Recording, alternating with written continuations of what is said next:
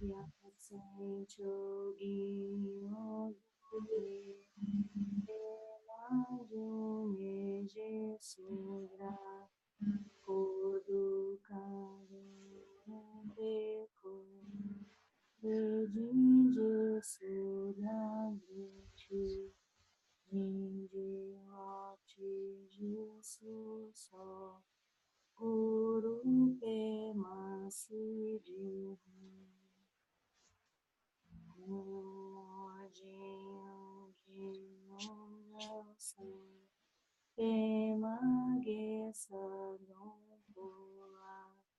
Yatsen chogi odhumi Emajumi jesuya Kodu kano eko Che jinje sudan duchi Jinje wachi jesu so Guru pema sije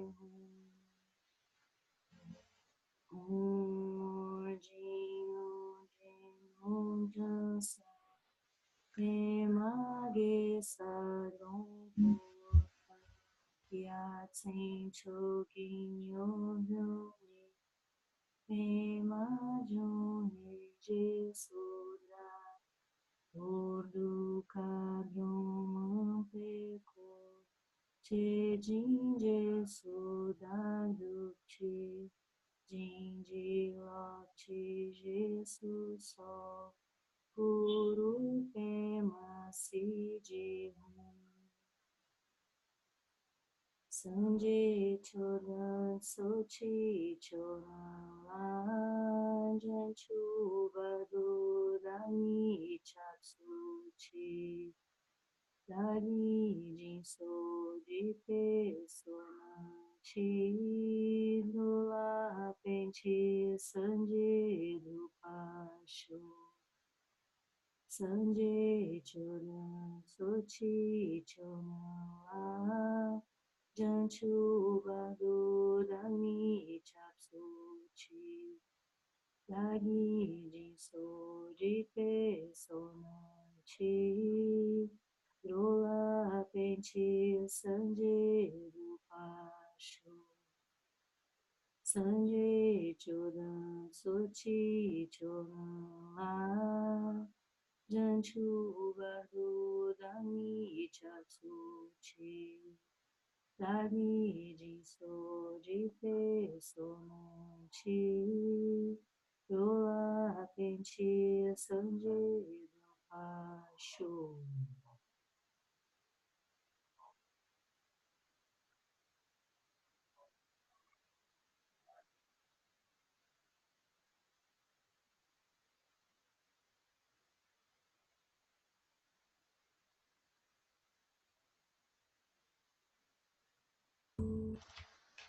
Boa noite.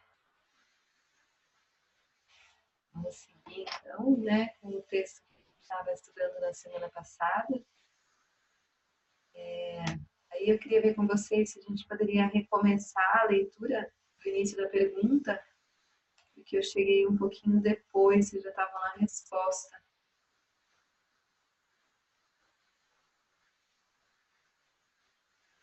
Alguém quer ler? Eu posso ler aqui?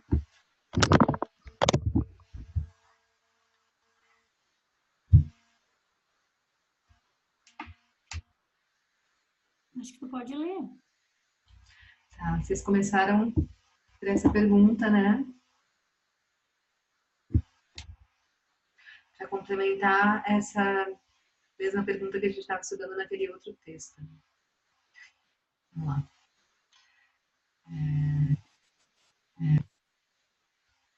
Ah, apareceu aí, Felipe?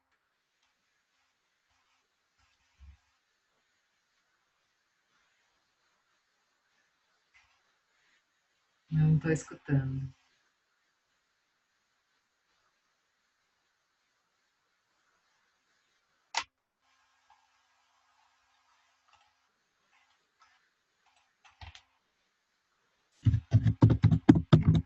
Escutei muito pouco. Tenta falar de novo. Não escuto.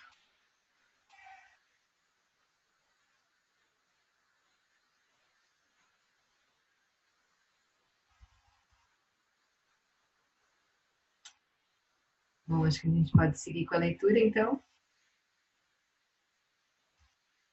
Por mim, pode ser, Tia. Tá, acho que o Felipe está tentando falar, mas acho que não está ainda. Deixa eu ver o que ele escreveu aqui.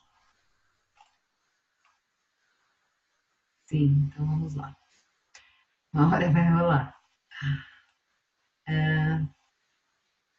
A pergunta da Carol. A primeira das perguntas elas têm com as 5 sabedorias. Como vamos atuar com elas na escola? Já estamos ali direto na relação com as crianças.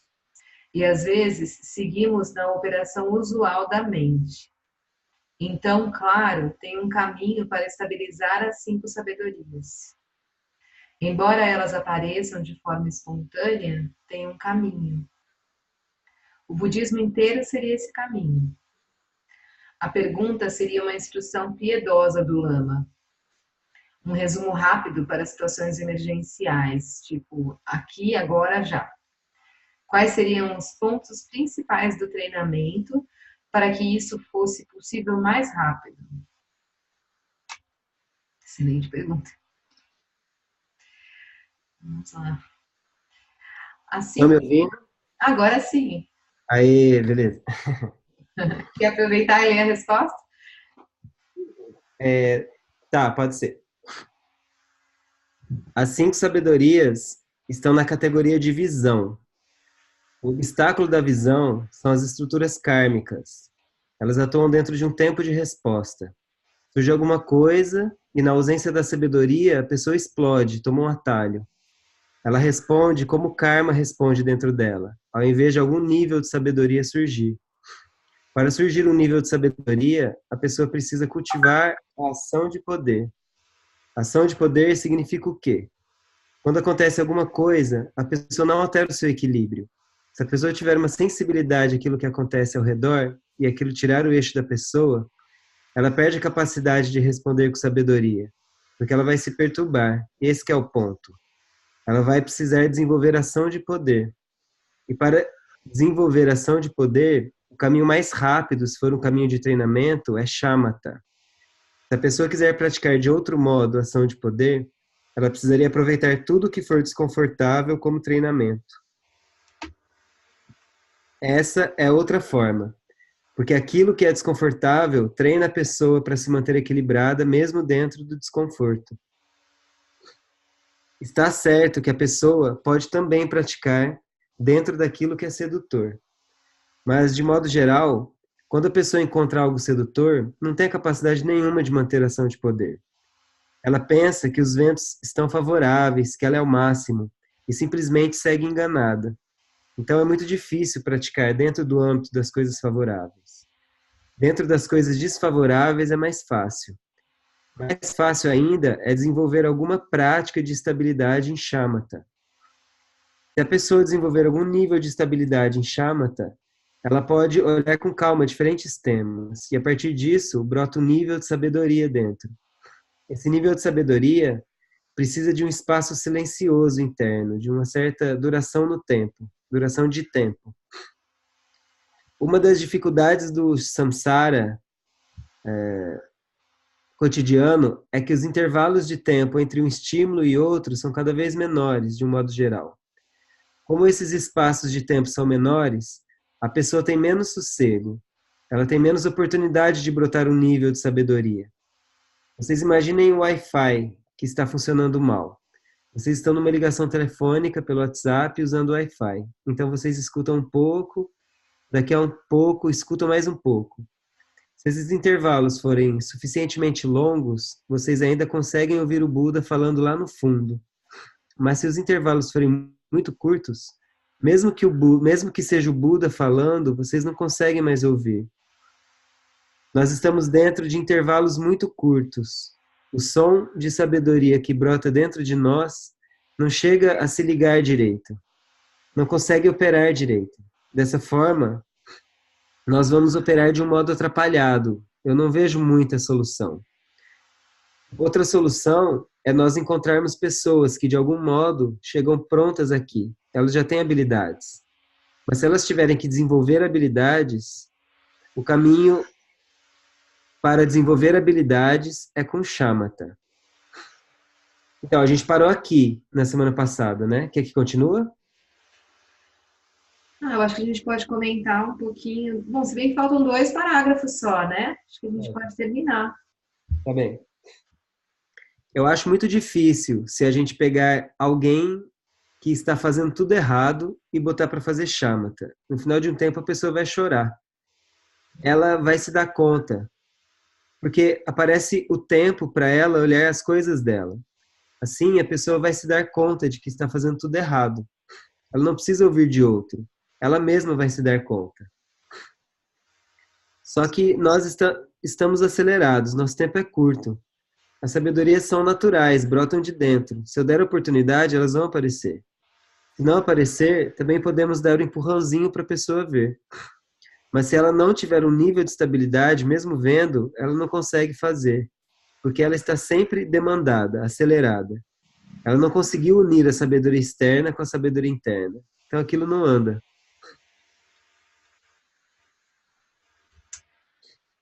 Muito bem. Vocês lembram do que vocês comentaram sobre esse trecho na semana passada?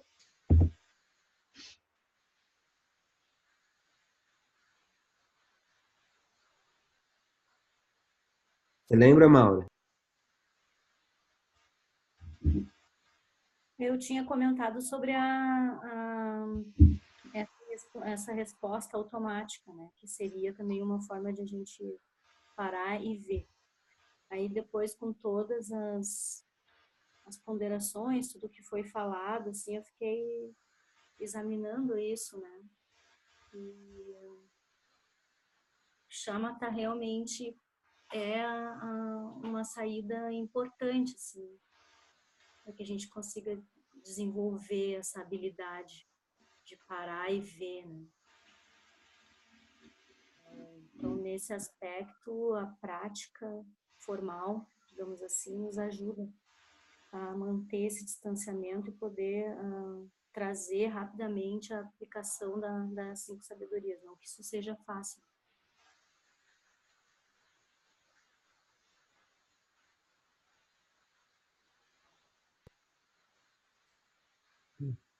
Sim. E aí, inclusive, a gente até comentou de talvez praticar o shamatha, não é? Aqui nesse espaço, não foi? Eu acho que Carol te propôs, não foi, Etienne? Alguma coisa assim? Tinha proposto que a Etienne desenvolvesse conosco uma dinâmica nesse sentido, né? É. Eu me lembro que eu perguntei para Carol como o shamatha, essa prática entraria numa metodologia dentro da escola. Eu me lembro que ela falou um pouco sobre a experiência, né, da Escola Caminho do Meio. E, bem, o que me marcou aqui, eu não lembro nem como eu coloquei isso na semana passada, mas foi algo na direção, me chamou a atenção essa palavra da ação de poder, né? E como eu não sou, assim, eu não estou dentro das práticas, né, regulares do SEB, então essa palavra me chamou a atenção pela essa expressão, né, acho que pela palavra poder, né? O poder, né, de manifestar as sabedorias, né? E aí eu achei interessante pensar isso dentro do contexto da educação, porque no final das contas está trabalhando com a questão de manifestar realidades, né? De construir com os estudantes a possibilidade de enxergar a realidade de um modo e não de outro, né? E, e aí é interessante quando ele coloca o Lama em diversas formas, em vários contextos, coloca a questão de alguma maneira se identificar com a vibração do samsara e manifestar aquela bolha, né, na visão, né, enfim, olhar daquela forma e manifestar aquela realidade, e como a gente pode manifestar uma outra realidade das sabedorias, e aí essa questão do poder, né, do empoderamento, né, como o shamatha, e enfim, aí a gente vai estudar mais essas questões, né, das 5 sabedorias, como elas de fato promovem o empoderamento mesmo, né, para vibrar uma realidade diferente da realidade de sofrimento do samsara, né?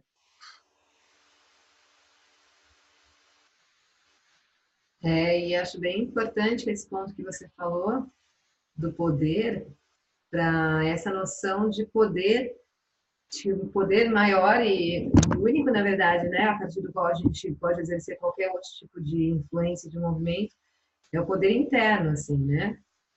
No sentido de shamatha, né? Eu penso que a gente poderia associar um aumento da capacidade de autorregulação, que é algo tão fundamental no desenvolvimento infantil, né?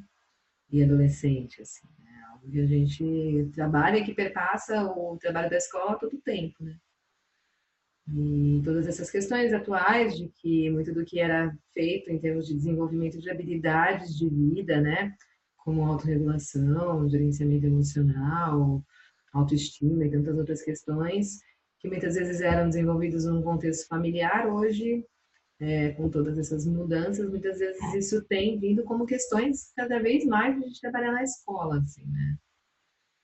Então, meu caminho dentro dessa tentativa de levar a prática de chama na escola, ele vai muito dentro dessa perspectiva, assim, porque eu estava trabalhando já há um tempo em gestão escolar, como orientadora, né, pedagógica de uma escola cooperativa e praticando no SEB e sentindo os benefícios de Shamatha, né, dessa meditação pacificadora, desse primeiro passo do caminho, que é a gente conseguir diminuir um pouco esses intervalos entre os pensamentos, né, como a Ana coloca, de reconhecer esse espaço mais amplo interno e reconhecer esses intervalos entre os estímulos, sejam eles pensamentos, emoções, situações, encontros, enfim, e a resposta, né?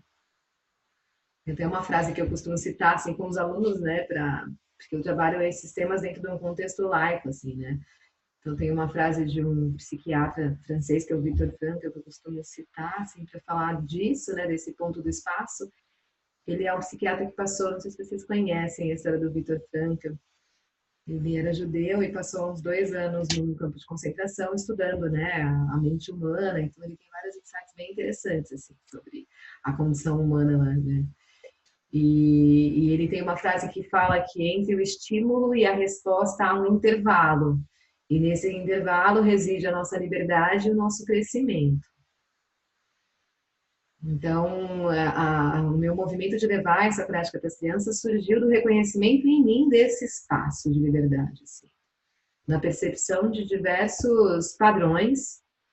Padrões, eu digo, em termos de sofrimento mesmo, né? De ansiedade, de medos e brigas, e, né, conflitos, assim, que com a prática da meditação e, obviamente, com os estudos dos ensinamentos, aquilo foi se transformando bastante na minha vida. Então, daí junto com uma outra praticante, que era a coordenadora do SEB na época, a gente estava trabalhando nessa escola, né? E pensando em estratégias para levar isso para as crianças. E aí, como eu falei, a gente estava dentro de um contexto laico, né? A gente não poderia usar os termos budistas, apesar de todo mundo saber que a gente tinha essa base, mas a gente foi fazer uma formação complementar dentro de uma instituição para trazer, né, um sistema assim que fosse que tivesse um diálogo com as pessoas ali da escola, né? E aí a gente começou então a entrar em sala, né, para praticar com as crianças, assim, desde as pequenas até os adolescentes. Pequenas, Fundamental 1. No primeiro ano foi Fundamental 1 até o ensino médio e depois eu fui estendendo um pouquinho. Aí essa colega saiu e eu fiquei continuando com o projeto, né?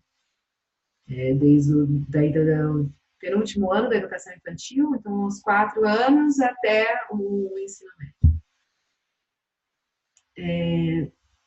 Então, acho que nesse trecho, né, o Lama coloca nesse ponto, talvez até mais de nós, enquanto educadores, desenvolvermos essa ação de poder, né? Desenvolvermos essa prática de apaziguamento, assim, de centramento, né? E equilíbrio que Shamatha proporciona. Mas nessa experiência também, como a Carol também falou na semana passada, né? A gente vivenciando isso, é possível a gente levar isso para as crianças. Então, acho que esse é um ponto bem importante, assim, né? Da gente procurar experimentar por nós, né? Todo o caminho budista, a gente tem essa premissa, né? Não acreditem em Buda dizer, né? Não acreditem em nada que eu digo, mas a gente tem que experimentar isso, ver como que isso funciona realmente na nossa prática.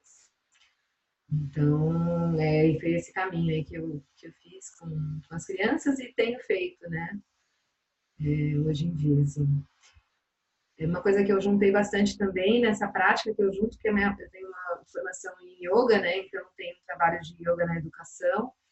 Então, eu sempre também procuro trazer movimentos, né? De integração psicofísica, assim, movimentos de respiração, que ajudam a gente chegar em chama. Essa é uma prática que a gente também pode outras vezes conversando mais. E aí, se a gente puder praticar um pouquinho, eu trouxe um texto aqui, que inclusive depois eu posso passar para vocês, que eu, dentro dessa prática com as crianças, dentro da prática de shamatha, a gente estabelece um foco para nossa atenção, né? Então, a nossa mente está constantemente divagando, quando a gente ainda não treinou a nossa mente. Isso que leva a todos esses automatismos, né? Então, a gente trabalha por focos, assim, com focos da atenção. O foco da atenção serve para a gente estabilizar a mente, para repousar ela em um ponto, assim. Para que a partir disso, a gente não siga mais os pensamentos que vêm um atrás do outro, mas que a gente fique nesse foco de atenção e observe os pensamentos. Não precisamos negá-los, mas também não precisamos segui-los, que é o que a gente sempre faz, né? A gente cria esse observador interno, né? A gente gera essa habilidade de observar todo esse movimento interno. Assim. E aí até o que o Lama fala num trecho aqui, né? Muitas vezes quando a gente começa a praticar shamatha, a gente acha que tem vontade de chorar, de sair correndo, porque parando um pouco para observar, a gente percebe o processo desconexo que são os nossos pensamentos habituais, né? Umas coisas surgem e nos levam, assim. Então, shamatha eu entendo como uma boia, assim, né? Como uma âncora da nossa atenção. E aí a gente tem alguns focos, assim, né? Que eu tenho desenvolvido com as crianças e que a gente estuda, assim, nos livros também de referência, né? Que o foco tem um foco super importante que é no corpo, então chama body scan, né, mapeamento corporal, onde a gente pode ir descrevendo as diferentes partes do corpo, né, pedindo para a criança entrar em contato com essas diferentes partes, trazendo a consciência para todo o espaço do corpo. Depois tem uma sequência de práticas com foco na respiração, que é essa que eu vou propor para vocês hoje. A respiração como uma grande âncora da nossa atenção. E aí a gente usa nessa prática essa metáfora da âncora, né? Que é muito interessante com criança, como vocês sabem, né? Trabalhar com lúdico, com metáforas, com imagens, assim, né? Eles conseguem compreender, né? Porque o pensamento abstrato ainda não está tão desenvolvido. Então, essa âncora, essa imagem da âncora, né? Como a âncora que segura o barco e a âncora que mantém a nossa mente no presente. Ela costuma funcionar bastante. Depois tem uma sequência de práticas que a gente pode fazer com foco nos sons. Aí a gente usa bastante sinos, né? De diferentes formas. E também a atenção aos sons do ambiente. Na verdade, a atenção a todos os sentidos. Especialmente o som é mais fácil, assim, pra gente trabalhar. E um último bloco, assim, é atenção ao coração, né? Porque a gente trabalha essa perspectiva do coração amoroso, assim, né? Da bondade amorosa. Então, uma adaptação, assim, uma forma mais simples da gente fazer metabhavana para as crianças. Então, também é um outro foco que gera muito bem-estar, né? Essas práticas de coração amplo e pleno. Então, vamos ver. Tem uma pergunta aqui. E, Etienne, né, quando tu trabalha os sons, tu costuma trabalhar alguma música ou alguma coisa, uma música instrumental, alguma coisa assim, ou tu trabalha apenas com sons que tu pode fazer com o corpo ou só com os sinos? Que tipo de som tu trabalha além do sino? Então, para as práticas de meditação mesmo, eu trabalho com o sino. E aí o sino, a gente trabalha de diferentes formas, assim. Então, você toca o sino, aquele sino tibetano que tem uma ressonância, aquele bowl, né, que tem uma ressonância maior. Vou pegar aqui. E pedir, por exemplo... Conhece o pin, né? Oi? É o pin, né, que a gente chama. Não, é um... Deixa eu pegar lá, peraí, é o outro.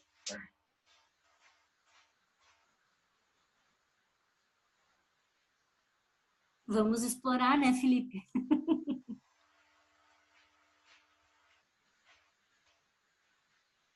Então, tem esse. Eu estava dizendo para o Felipe que a gente vai explorar hoje, né?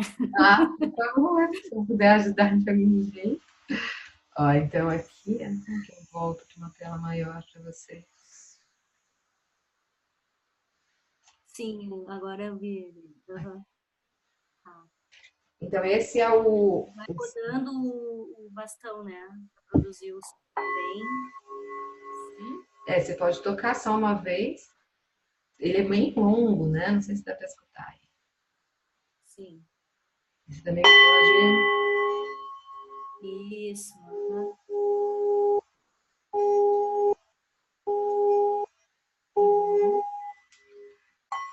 Então uma prática que eu faço é tocar o sino. Pedir, primeiro a gente ensina eles a sentar na postura de meditação, né? Então, a gente fala corpo pleno, uma brincadeira que eu faço daqui vem do yoga é corpo de bailarina ou corpo de velhinha, né? Aí você vai brincando com essa coisa de estar com a coluna reta, fazer eles sentirem um pouco a diferença quando você está mais retinho, como que funciona a respiração, como que os órgãos se organizam, mas não tensos, né? Só retinho.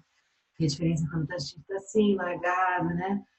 A gente fica com mais dificuldade para respirar e tal. Então a gente começa trabalhando com a postura, né? Procurar deixar as pernas no chão ou os pés, as pernas dobradas na carteira também, eles adoram, assim. Então aí senta retinho, e aí o sino a gente pode tocar, e aí você fala, vamos fechar os olhos, deixar o corpo relaxado e vamos estar atento ao som do sino. Assim que o som do sino terminar, vocês vão levantar a mãozinha. E aí é super interessante, porque alguns levantam a mão assim que ele começou a baixar, outros depois que já terminou um tempo, mas eles ficam super atentos, né? Que ele vai ficando baixinho, assim. Então aí você pode tocar algumas vezes, né? Essa é uma forma de se trabalhar o som. Uma outra forma bem interessante que eu fiz, que está num livro que chama Meditação em Ação para as Crianças. Um livro muito bom, assim, tem várias práticas bem legais. Você pegar 3 instrumentos. Então, eu usei o sino, o pin e a flauta.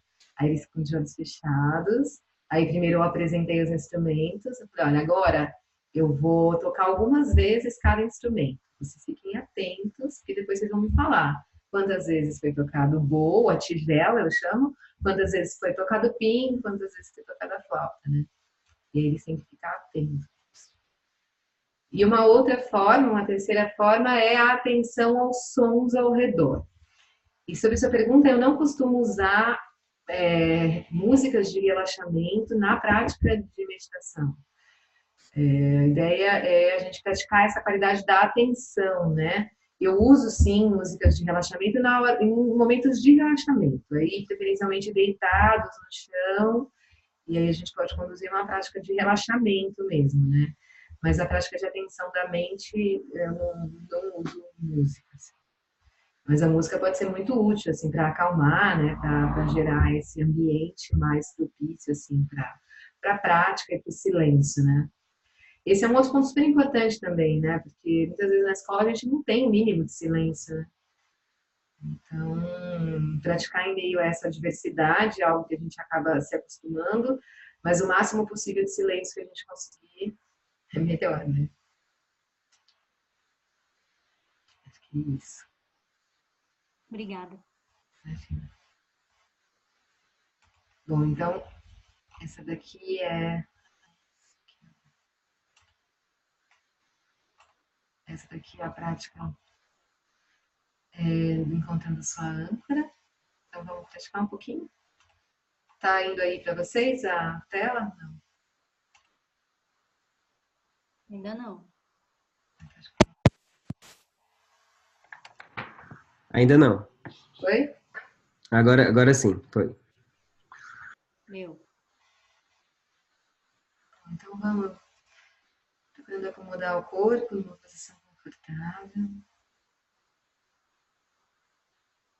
Se puderem deixar as costas retas, pernas apoiadas de alguma forma. Deixar as mãos repousando sobre os joelhos ou sobre as coxas. Se preferir, pode deixar os olhos fechados por alguns instantes. Procurando trazer a sua atenção, a sua respiração. Fazendo alguns ciclos de respiração bem lenta, bem tranquila.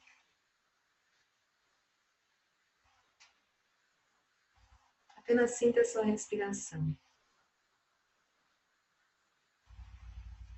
Procure prestar atenção à sua respiração, enquanto inspira e expira.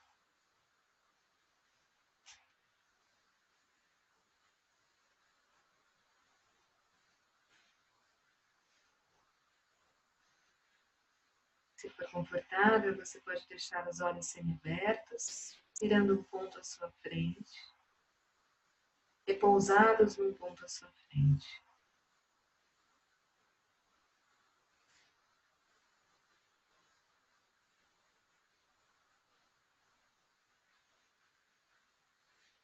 Procure observar o movimento da sua respiração no seu abdômen. Perceba se você consegue sentir a barriga se movimentando enquanto você respira. Inspirando, a barriga cresce. Exalando, a barriga desce.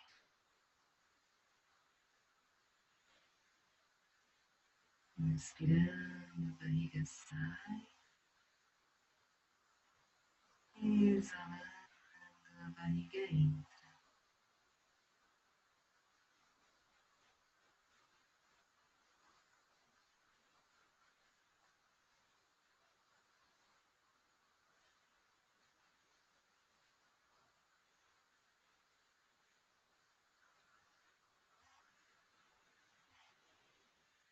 Deixe que a sua atenção repouse nesse movimento natural da sua barriga, entrando, saindo. Se você não estiver conseguindo sentir o movimento da respiração no abdômen, pode observar o movimento no tórax ou no peito.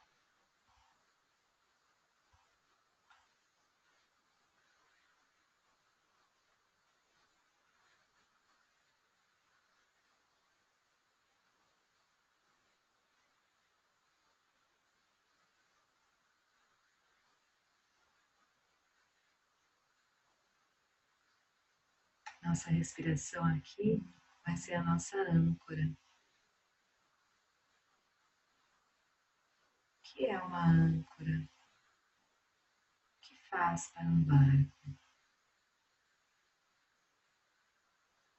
A âncora ajuda a manter o barco onde ele está.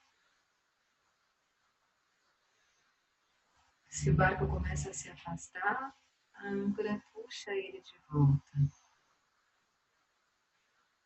É isso que a nossa respiração vai fazer pela nossa mente.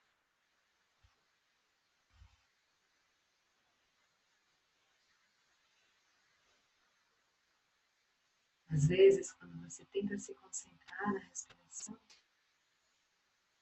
pode perceber que a sua mente começa a pensar um monte de outras coisas.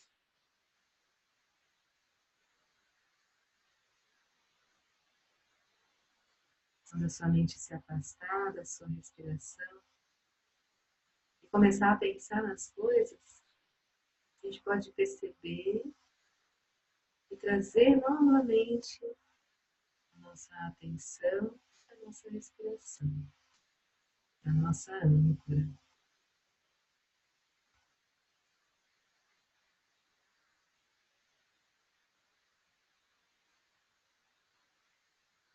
Permanecer mais alguns instantes, observando esse movimento da mente devagar, e da gente retomar a atenção à respiração para trazê-la de volta.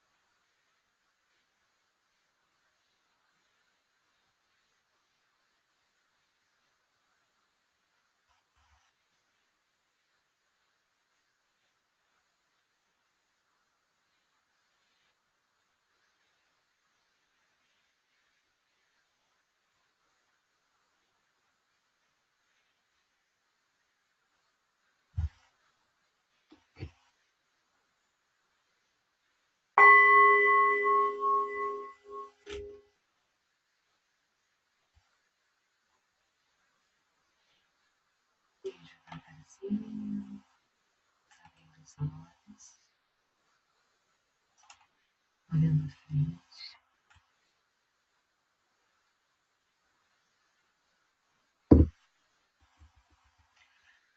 Aí, quando a gente faz essa prática, sempre que a gente tem um tempo para continuar, é legal a gente compartilhar com as crianças, né? Ouvi-las, assim.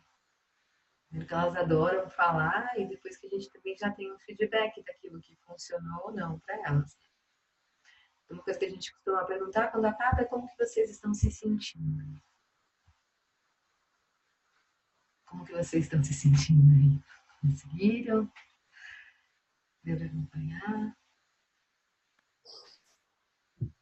Sim, fica mais em paz, né? A mente natural fica mais presente, né? Sem a participação dos pensamentos, né?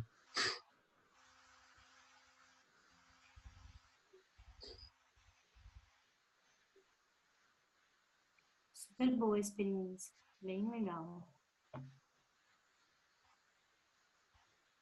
E é legal esse momento deles compartilharem, porque eles escutam, né? Alguns falando que se sentiram super bem, super em paz. E aí a gente comenta assim, né? Tá vendo como 5 minutinhos que a gente para, se conecta e respira, muda o jeito que a gente está olhando e vivenciando as coisas, né? E sempre um convite para que eles possam fazer isso ao longo da semana, né? Quando a gente propõe essas práticas uma vez por semana, a gente pode pedir para que eles procurem praticar até a próxima vez que a gente se encontrar, né? Então é legal esse relato desse bem-estar para estimulá-los nisso, né? Aí aqui no registro tem algumas outras perguntas que a gente pode estar fazendo. Quando você respira, onde você mais sente no seu corpo? Então a gente tem 3 fases da respiração. A respiração alta, né, peitoral, que é onde muitas vezes a gente está respirando. A gente tem a respiração média, né, trazendo as mãos aqui na caixa torácica. Não sei se vocês estão me vendo, acho que não, né?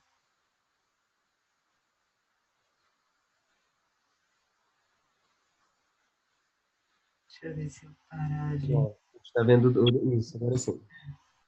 Então a gente tem essa respiração no peito, né? Normalmente é onde a gente está respirando, assim. essa respiração mais superficial, né? Aí a gente tem a respiração na caixa torácica, a respiração média e a respiração abdominal, que seria a respiração completa, né? Então é legal a gente perguntar para eles onde eles sentiram e onde eles sentem a respiração. Porque apesar da gente orientá-los nesse exercício que eles observem o movimento da barriga, às vezes eles não observam ainda, né?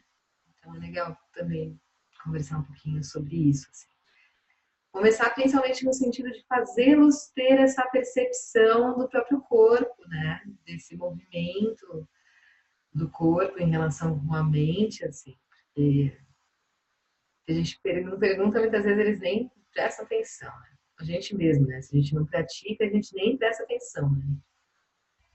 A gente começa a praticar, assim, em primeiros minutos é isso, né? Como que eu tô, como tá meu corpo, como tá minha respiração, pra a gente ir trazendo essa consciência mesmo. E aí a gente praticando chama de forma formal, né? E atentos a essa influência da nossa respiração mais curta, na nossa mente, nas nossas emoções.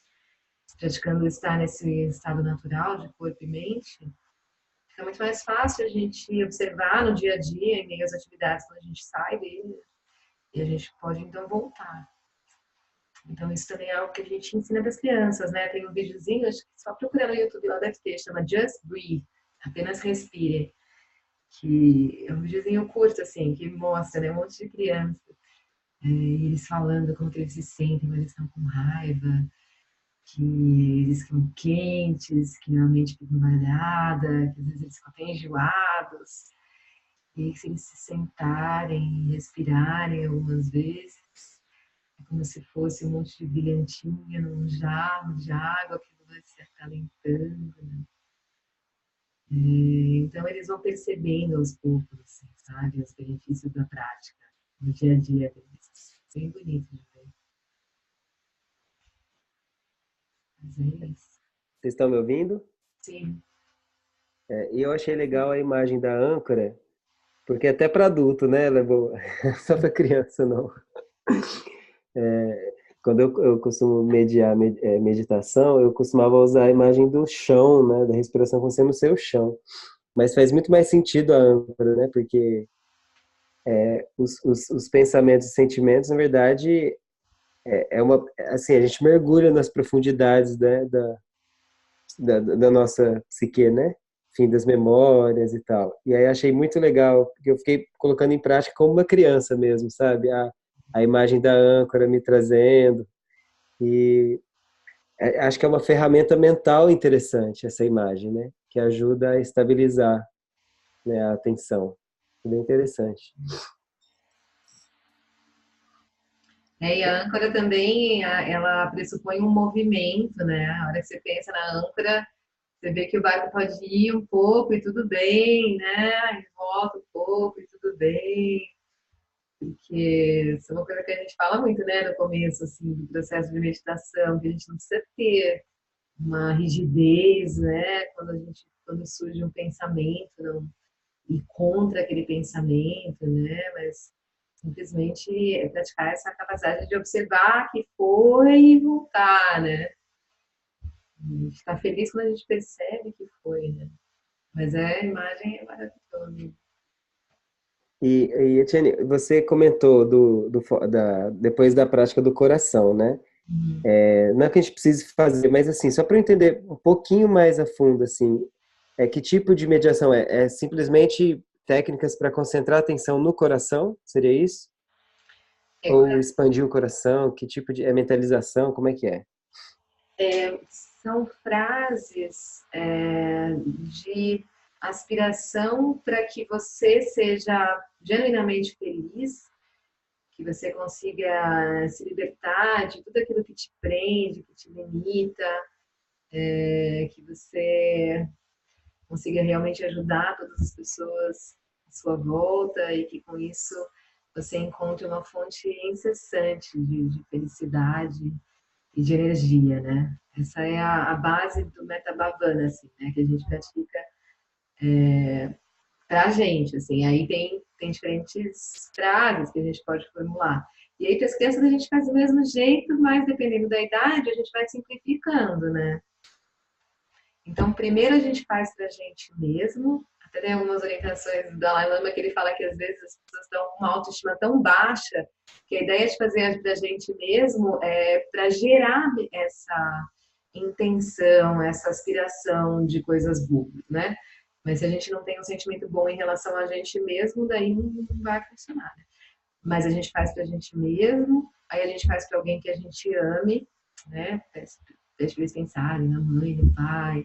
Então, pensa na sua mãe, deseja que ela seja muito feliz, enche seu coração de amor, envolve sua mãe, né? Que ela encontre os motivos da felicidade dela, que ela supere todas as causas de sofrimento, de limitação. Então, a gente vai seguindo assim, né?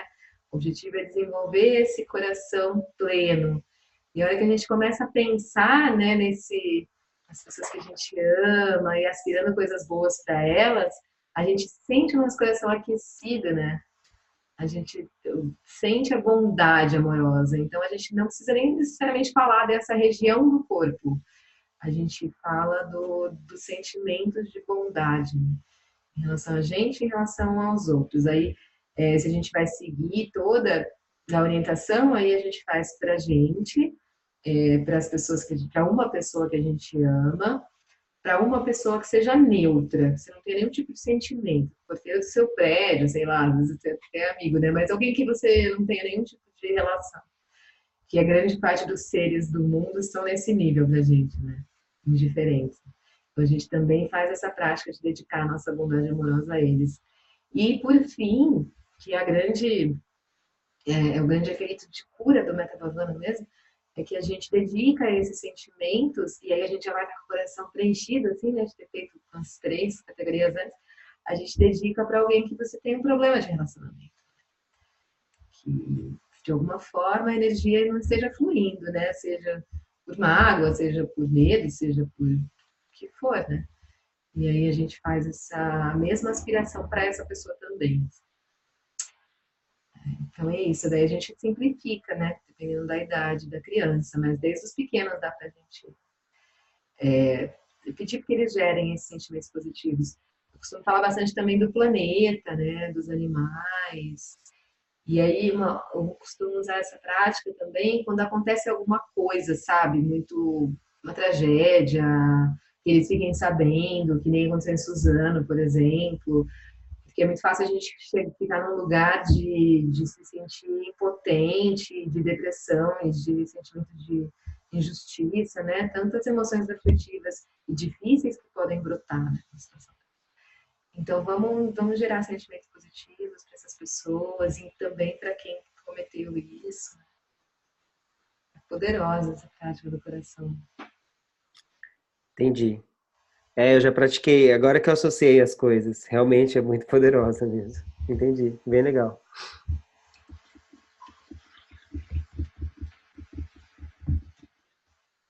Aí nesse livrinho que eu falei, da meditação em ação para as crianças, não sei se vocês conhecem. Tem várias dessas instruções, assim. Tem essa de Metabhavana também. Não fala, né, que é Metabhavana, porque ela também vem da prática budista, mas faz um livro que para qualquer pessoa que não tenha essa base também pode seguir ali, né?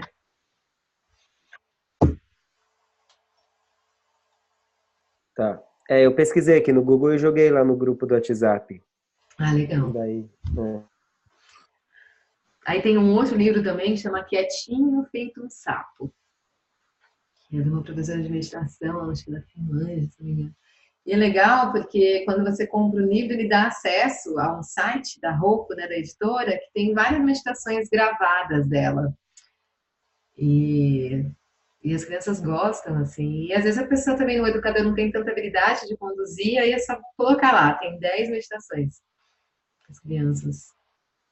São as meditações do livro e que estão gravadas ali, né, numa atriz. Aí é só o áudio, assim, dá pra gente colocar.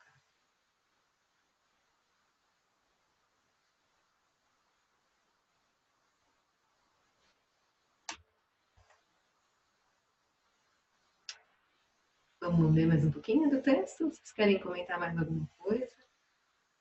Eu acho que Vamos. seria legal também, talvez, se vocês pudessem falar, né, que a gente falou algumas coisas mais técnicas, talvez a gente pudesse colocar isso no nível da contemplação, Tá, beleza. pensar, né? Agora a gente talvez possa dividir um pouco da experiência de vocês também, do contemplar, para depois a gente repousar, não sei. Você diz de trazer, de compartilhar práticas, é isso? É, Experiências pessoais? Olha, então, na verdade, a prática da meditação com adultos, eu tenho prática, assim, bastante, assim. Eu trabalho com outra linha, na verdade, né? Gosto muito do budismo e tal, mas eu não sigo, assim, a doutrina mesmo do budismo, né? As práticas cotidianas e tal. E embora goste muito e me identifique muito, né? Agora, para criança especificamente, eu tô aprendendo, na verdade. E tô achando muito legal, assim, que você tá passando técnicas mesmo, experiências, porque eu sinto muita vontade. Hoje mesmo eu estava trabalhando com uma turminha bem legal, bem tranquila de trabalhar, mas que teve um momento que eu sentia a necessidade de fazer uma meditação, sabe? Enfim, eles se empolgaram muito, porque como eu trabalho na escola com a parte de artes, né? Meu trabalho é a relação entre cinema e educação. Então, a gente faz um trabalho de sensibilização do olhar, de construção de narrativas, de investigação da realidade social. Tem muita coisa, assim, muitos pontos de contato com a metodologia da escola Caminho do Meio, enfim. É por isso que eu estou aqui, né? Por identificar pontos de contato, né? E, e como a gente trabalha com criatividade, é muito comum a gente ativar, estimular centros criativos das crianças, né? E isso gera um, uma, uma, uma animação muito grande no grupo, né? E aí vira bagunça em muitos momentos. E aí eu sinto essa necessidade. Mas, de algum modo, eu nunca me senti meio apto mesmo a conseguir conduzir com crianças, sabe? Uma abordagem que fosse efetiva para elas, assim. Aí eu tô achando legal porque eu vou começar a experimentar, sabe? Vou começar a colocar em prática e vou ver resultado. Aí eu trago para você depois.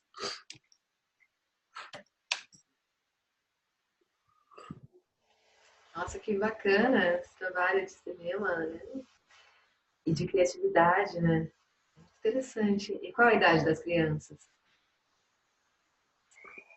Olha, a gente trabalha, ultimamente estou trabalhando com uma escola infantil, Fundamental 1 e Fundamental 2. Então a gente trabalha, acho que nesse momento, a partir de, acho que 6 anos, mas já trabalhei até com 3 anos, assim. Aí é mais lúdico e tal, né?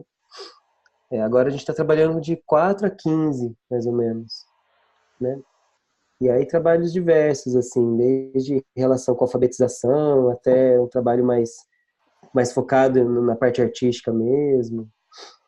E, enfim, mas o foco é isso, através da criatividade gerar processos subjetivos, né, de transformação do olhar, de percepção de autoconhecimento e tal. E, enfim, então, por isso também talvez eu tenha me interessado nessa questão do poder, né, da manifestação, porque a questão da criatividade está muito relacionada a isso, né? Então, como é possível associar a estabilidade da mente com o exercício criativo da mente também, né?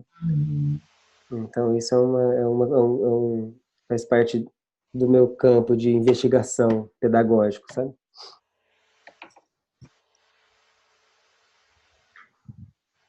Nossa, muito legal. A gente vai poder ir trocando figurinhas mesmo também, insights e ideias que você usa aí, porque isso é um super meio hábil a arte, né?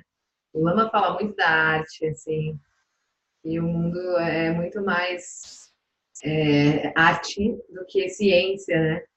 Capacidade de criação constante que a gente não exerce, né? Por estar a partir de uma visão tão fixada de como as coisas são e deveriam ser, como se fossem realidades estáticas, assim, né? Mas a gente até poderia fazer esse paralelo, assim, de shamatha como um desenvolvimento de uma capacidade de deixar a mente mais clara para que a nossa criatividade possa brotar, né? Desde a criatividade mais básica, né? De recriar nossa própria vida, nossa própria mente, até criar e recriar realidades coletivas, né? Muito, muito legal. Ah, legal, vamos trocar sim. Vamos trocar. Legal. Principalmente para os adolescentes, assim, Fundamental 2 e médio, eu percebo que recursos midiáticos funcionam muito bem, assim, música, vídeos, e tem cada curta, assim, maravilhoso, né? Eu já atraio. E aí, uma observação que você fez em relação a esses momentos em que a turma esteja muito agitada, assim, é super válida, assim, eu vejo hoje eu estou numa escola e eu estou dando assessoria para um grupo de professores, né, que eles entram em sala para desenvolver habilidades socioemocionais. Então, a gente usa de vários recursos, né, rodas de conversa, diálogos apreciativos, dinâmicas de grupo, também discussões sobre filmes e músicas, enfim. E uma coisa que eles me trouxeram, assim, né, que os professores das aulas, depois do intervalo, são os que têm mais dificuldade da aula render, assim. Até mais do que o pessoal da primeira aula, assim, porque na primeira aula eles estão meio adormecidos, meio com sono, mas menos agitados, né? E que depois do intervalo a agitação é muito grande. Então eles estão começando a aplicar essas práticas que a gente está desenvolvendo nos grupos. A gente tem um encontro mensal, né? De 2 horas, onde a gente desenvolve essas práticas, assim, que a gente fez hoje. E eles têm começado a levar para essas aulas depois do intervalo, assim. E é legal ver isso, né? Porque são professores que não tinham muita prática de meditação, alguns deles nenhuma, assim. Mas conseguiram levar e estão percebendo que eles se acalmam, centram, né? E aí eles podem começar a atividade, assim. E é coisa rápida, né? 5 minutinhos que a gente passa, já traz, né, esse centramento, assim. Tem movimento de expansão, né? De centramento, assim. Mantém essa respiração.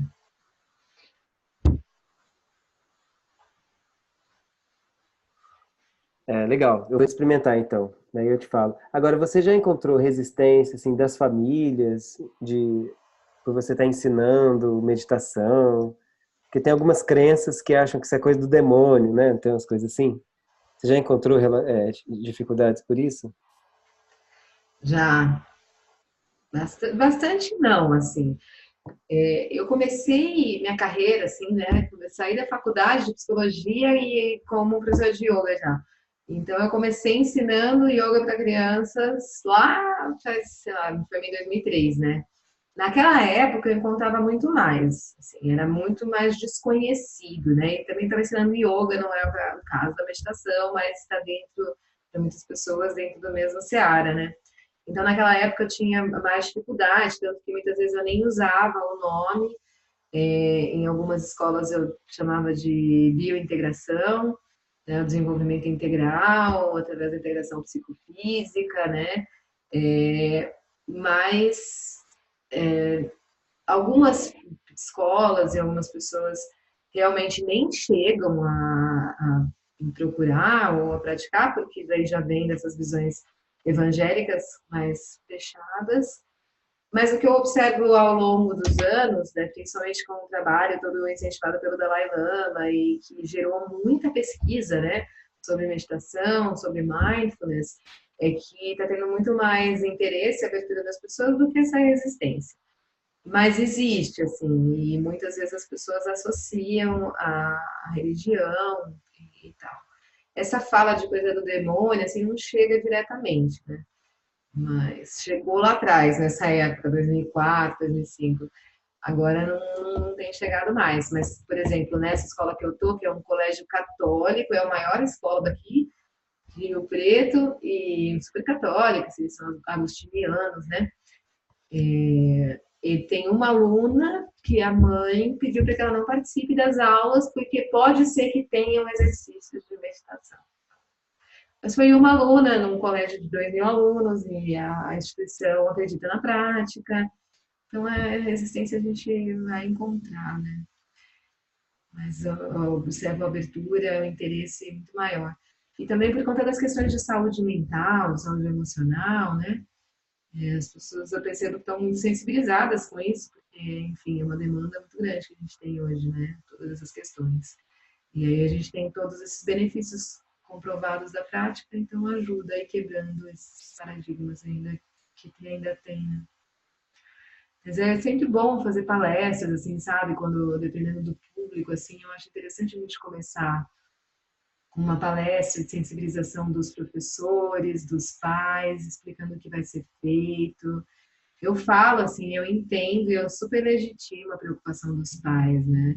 A hora que você conduz um tipo de prática, que você pede para que a criança ou adolescente, né, se concentre, pare, olhe para si, você pode conduzir para muitos lugares isso. Não é uma coisa inócua, né? É necessário você ter um embasamento daquilo que você está fazendo, ter um objetivo claro. Porque tem muitas meditações, inclusive, que não são meditações de shamatha, né? Elas são meditações analíticas, onde você vai trabalhar algumas ideias, assim. Tem várias linhas, trabalham com diferentes objetivos, assim. E é importante que os pais sejam cientes, né, do que você vai estar desenvolvendo com a mente das crianças. Assim. Acho que tem todos esses cuidados. Essa sua fala final é bem importante mesmo, né? De fato, não tinha pensado por essa perspectiva mesmo, né? Eu trabalho, por exemplo, num contexto, um quilombo, né? E aí a maioria é evangélica hoje em dia e tem muitas questões familiares, assim, problemas familiares mesmo, né? De pais que abandonam, de problemas de violência em casa, diversas questões. E aí tem isso também, né? Você, dependendo de como você mexe com a criança, pode fazer aflorar coisas que talvez ela não esteja no momento de lidar, né? De fato. Agora, assim, só pelo horário, que é 11h15, eu queria ver a Maura também, né? A experiência dela. É, Sim.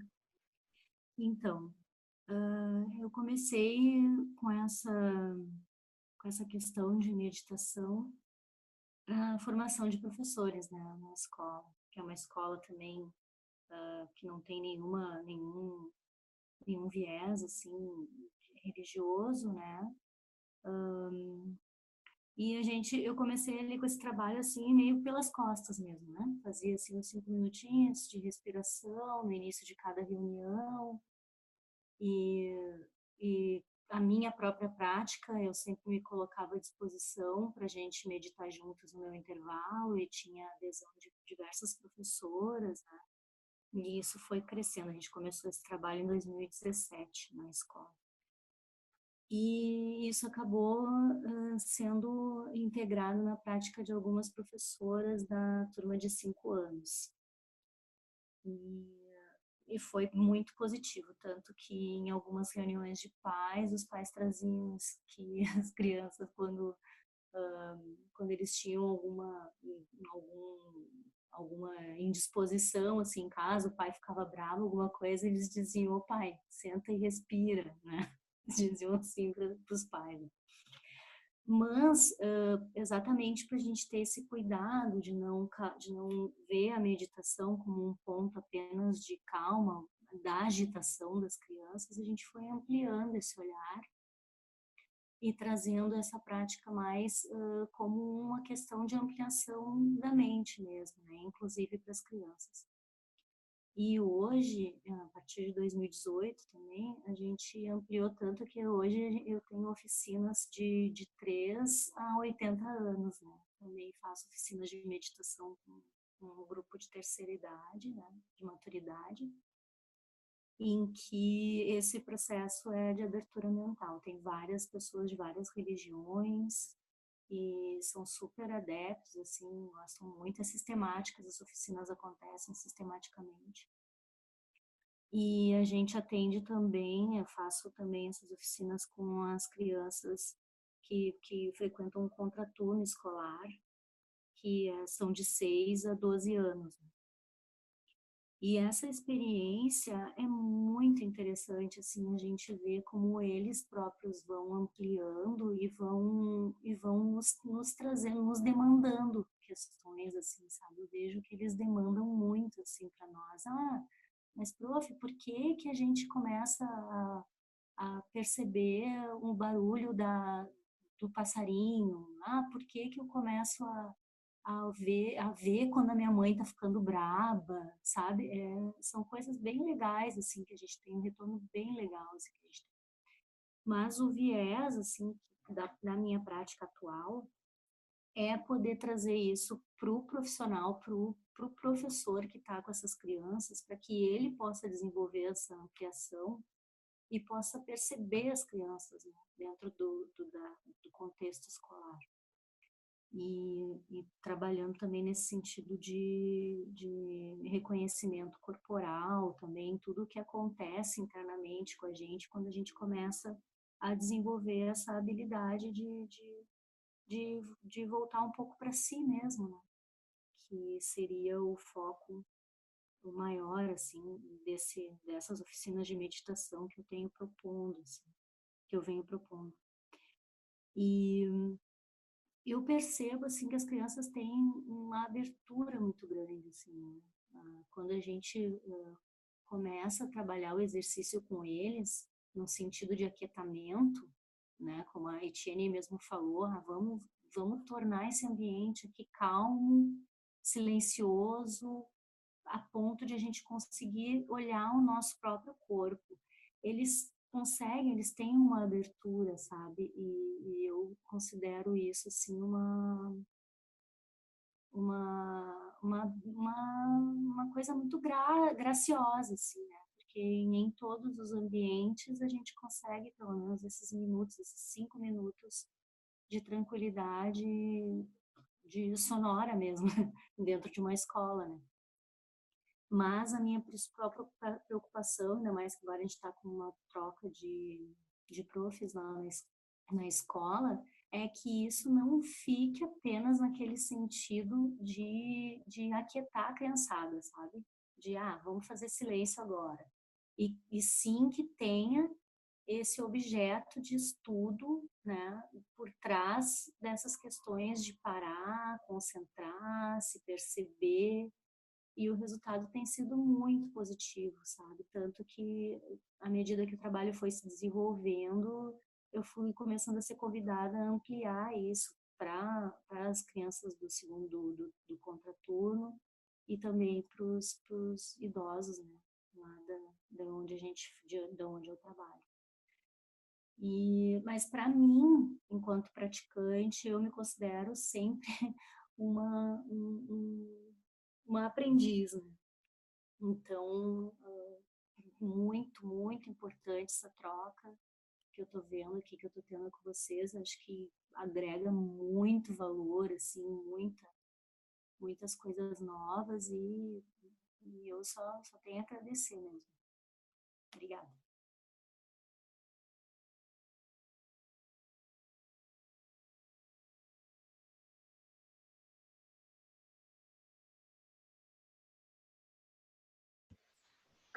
Nossa, que rica experiência, né?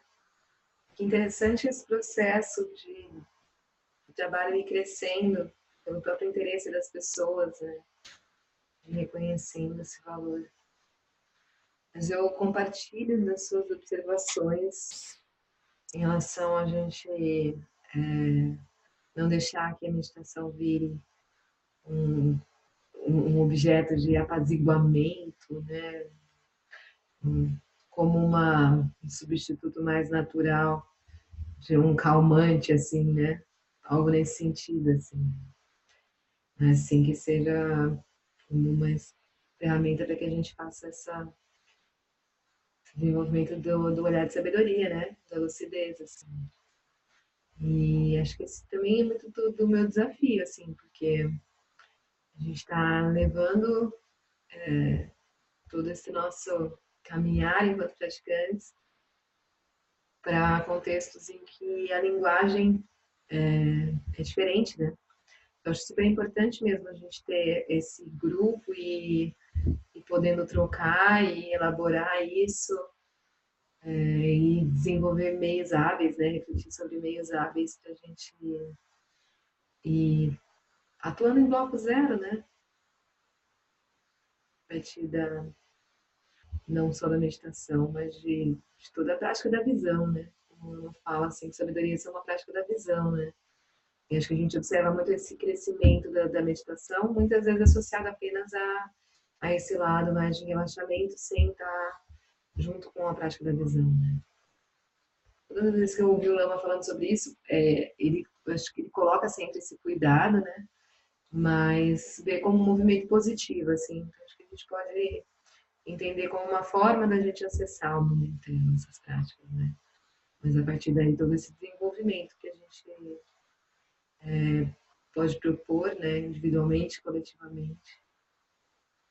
Bom, também estou super envolvida assim, com esse estudo, né? Das 5 sabedorias e como que a gente pode aplicar isso, algo que não tem uma prática, assim. E também compartilho da sua opinião, acho que somos sempre iniciantes também, me sinto super começando, né? No começo gera toda uma insegurança, mas é aquilo, o pouco que a gente puder ajudar e levar, a gente vai gerando mais méritos, né, e conseguindo desenvolver mais meios hábeis para levar isso à frente, se for assim, né. Muito bacana. E de que cidade que você é, Maura? Eu sou de São Leopoldo, né? Eu também estou como facilitadora do GEB aqui. Nós temos desde 2014. E, mas eu trabalho em Novo Hamburgo, numa escola de educação infantil em Novo Hamburgo. E a rede pública? Não é particular, é do SESC. Ah, no SESC, tem escola, o SESC. Tem escola de educação infantil, tem até ensino médio SESC, né? Mas não aqui na região sul, Ai, e no Rio de Janeiro. nossa, e o SESC é um lugar que costuma compartilhar bastante, né, as práticas, assim, de repente isso até se expande na rede. É muito interessante, assim, o viés que eles têm desse lado. Eles tentam muito, assim, olhar para o humano, né? Essa questão humana, apesar de ser uma empresa muito grande, né? E muito burocrática, enfim.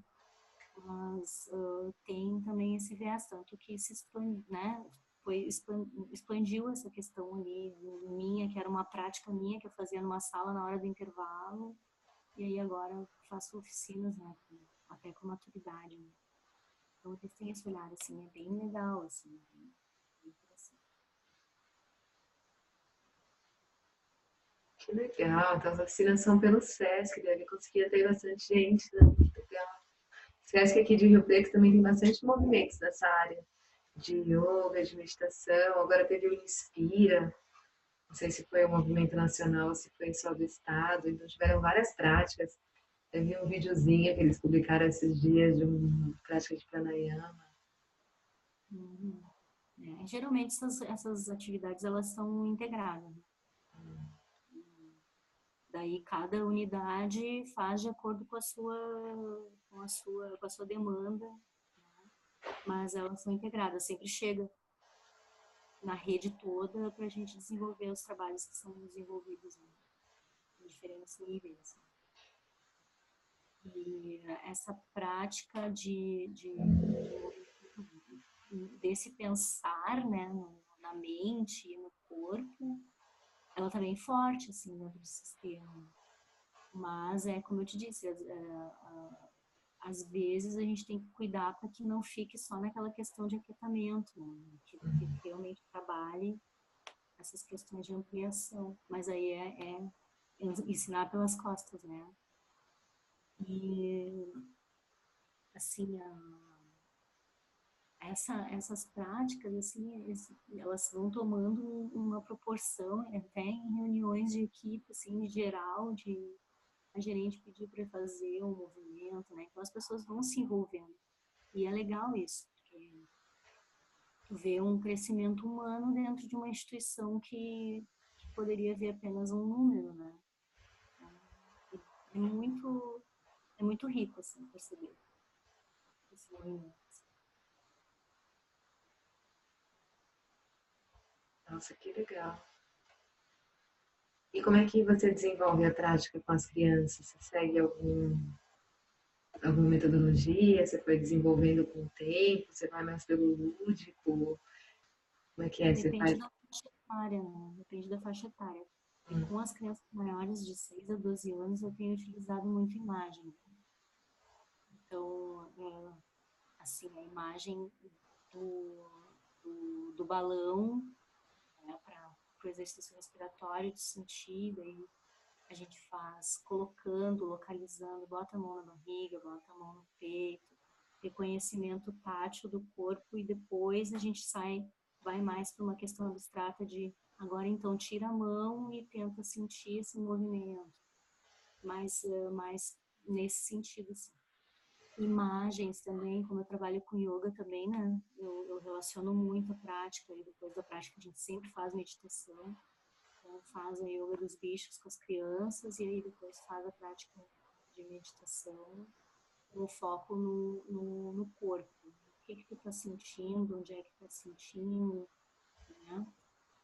E com as profs, né? Eu faço a yoga e também faz esse desenvolvimento de questão tem que sentir o que teu corpo está respondendo depois da prática. Então, é mais focado nisso, assim. Mas vai ampliando com o tempo e a gente consegue, às vezes, fazer momentos de meditação indo direto. Hoje em dia, a maioria das reuniões que eu faço, a gente já começa direto com uma sessão de meditação. E elas já têm essa condição de parar, respirar sabe, meditar mesmo, assim. É isso que eu digo, essa evolução é que é legal de ver, né? Assim, que eu tenho...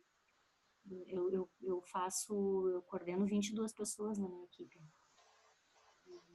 Dessas, eu tenho uma rotatividade de cerca de 10, assim, porque são estagiários que entram e saem. E o restante, então, são efetivos, e aí a gente consegue ter uma continuidade. E isso vai passando, porque eles vão falando, vão reproduzindo, vão fazendo na sala de aula, sabe? Então, mas é mais essa questão de sentir mesmo, né? Esses outros movimentos, o Metabhavana também, já fiz experiências com Metabhavana, sem dizer o que era, né? Bem assim. Mas essa questão dos sons que me chamou a atenção, que seria uma outra maneira, né? Por isso que eu te perguntei o que tu usava, os recursos que tu usava, porque inicialmente eu tenho usado esse mapeamento corporal e a questão da respiração mais no sentido tátil, e depois ir para o abstrato com as crianças.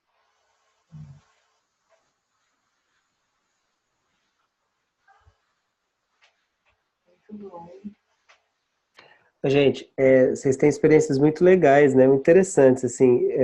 Eu não sei se vocês já têm isso, mas senão eu estimulo vocês escreverem a respeito, sabe? Se tiver algum artigo, algum projeto formatado. Assim, ajuda tanto a consolidação do trabalho de vocês, né? Mas também para compartilhar, sabe? A experiência, os métodos que são usados. Eu acho que isso pode ser um diferencial para pessoas, por exemplo, como eu, que tem vontade, mas ainda não tem, né, a técnica direita, enfim, tá caminhando, tá engatinhando nesse movimento, né? Essa é verdade, né? A gente poderia organizar isso. Estava até conversando com o Luiz Felipe quando eu estive em Viamão em dezembro, e ele falou da ideia da gente fazer um seminário, um encontro. Acho que a gente tinha até pensado da gente trazer essa altura do meditação em ação e unir essas práticas para o encontro mesmo, né? Onde a gente possa compartilhar e aí disso gerar transcrição das palestras, né? E também esse fortalecimento dessa rede muito rica, a experiência da Maura, né? Muito rica mesmo. E também esse seu olhar, né, Felipe, da arte, das narrativas, né? Muita coisa rica, assim, dessa rede do SEB, né? Acho que seria legal a gente pensar em estruturar isso mesmo. Muito bom, boa ideia. Vamos retomar essa ideia. Vamos sim, deixar anotado. Bom, vamos dedicar, então. Quer fazer a dedicação, Maura? Querem comentar mais alguma coisa? Não, eu não. Eu queria agradecê-los, acho que foi muito rico, muito bom hoje essa troca com vocês. Nossa, muito bom. Eu também. Foi bem legal hoje.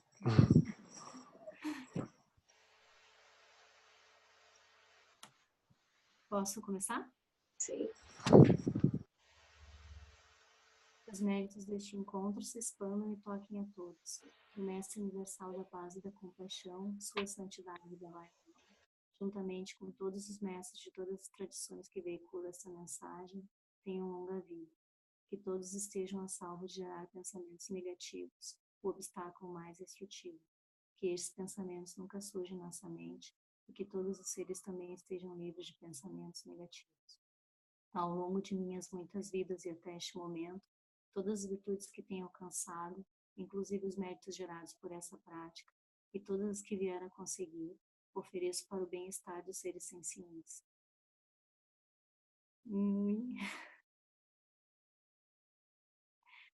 Neste exato momento, possam nem mesmo os nomes doença, fome, guerra e sofrimento ser ouvidos pelas pessoas e nações da Terra, mas possam sim sua conduta moral, mérito, riqueza e prosperidade crescer, e possam a suprema bem-aventurança e bem-estar sempre sujeito para elas.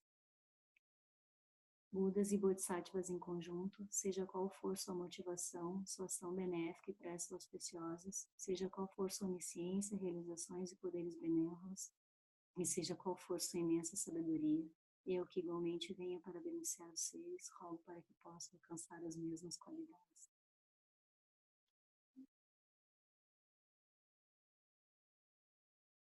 Me perdi, Tiane, me ajuda?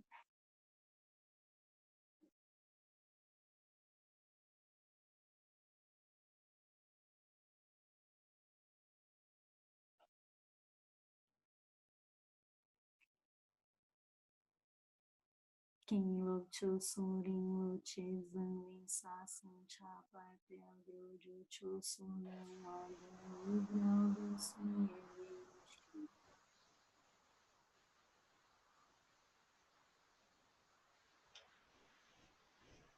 Gostei. Desculpa até eu voltar aqui se já tinha terminado. Você só inverteu a ordem, né? Está acostumada a ordem, é bom isso, até ficar atento. Eu faço toda hora, daí a hora que é para gravar me faz aí. Gente, brigadão, tá? Por tudo. Gratidão. Eu vou me retirando. Boa semana para vocês. Para vocês também. Tchau, tchau. Tchau, tchau. Tchau.